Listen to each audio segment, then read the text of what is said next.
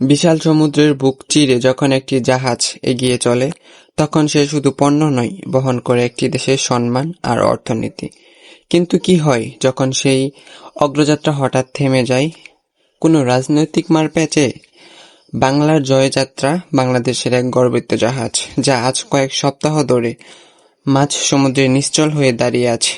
না কোনো যান্ত্রিক ত্রুটি নয়, বরং বিশ্ব রাজনীতির এক জটিল সমীকরণ এই জাহাজটিকে বন্দী করে ফেলেছে।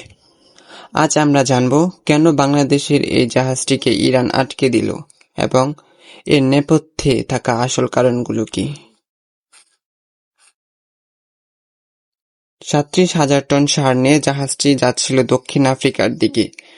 তথ্যমধ্যে পড়ে বিশ্বের সবচেয়ে স্পর্শকাতর জলপথ হরমুজ প্রণালী। বর্তমান ইরান ও ইসরায়েলের মধ্যে যে যুদ্ধদাহী পরিস্থিতি বিরাজ করে, তার প্রভাব ইরান এই পথে কড়া পাহারা দিয়ে বসে আছে। কিন্তু হাজার হাজার জাহাজের ভিড়ে কেন বাংলাদেশি জাহাজটিকেই অনুমোদনের জন্য অপেক্ষা করতে হচ্ছে? বিষয়টি কি কেবলই নিরাপত্তা, নাকি এর পেছনে লুকিয়ে আছে ঢাকা আর তেহরানের মধ্যকার কোনো মনস্তিষ্ক দূরত্ব? আন্তর্জাতিক বিশ্লেষকরা বলছেন এই সমস্যাটির শিকড় গভীরে।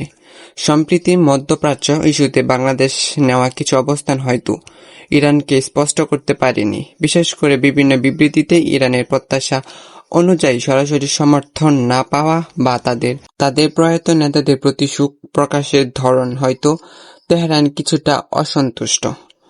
কূটনীতিক ভাষায় একে বলা হয় সফট প্রেসার বা নরমাল চাপ। ইরান হয়তো এই জাহাজটির মাধ্যমে বাংলাদেশের একটি বার্তা দিতে চেয়েছে যে আন্তর্জাতিক অঙ্গনে বন্ধুদের অবস্থা কতটা গুরুত্বপূর্ণ। জাহাজে থাকা বাংলাদেশি নাবিকদের দিন কাটছে গভীর অনিশ্চয়তায়।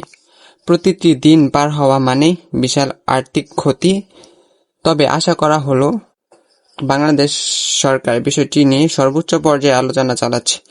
পররাষ্ট্রমন্ত্রী থেকে শুরু করে উচ্চপদস্থ কর্মকর্তারা ইরানের সাথে যোগাযোগ রক্ষা করেছেন। কিন্তু এই ঘটনাটি আমাদের একটি বড় শিক্ষা দিয়ে গেল।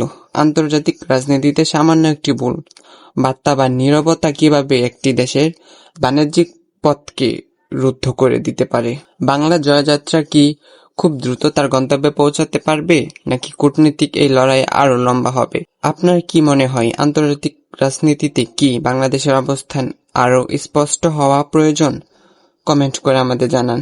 এই ধরনের আরো ইনফরমেটিভ ভিডিও পেতে আমাদের সাথেই থাকুন। ধন্যবাদ।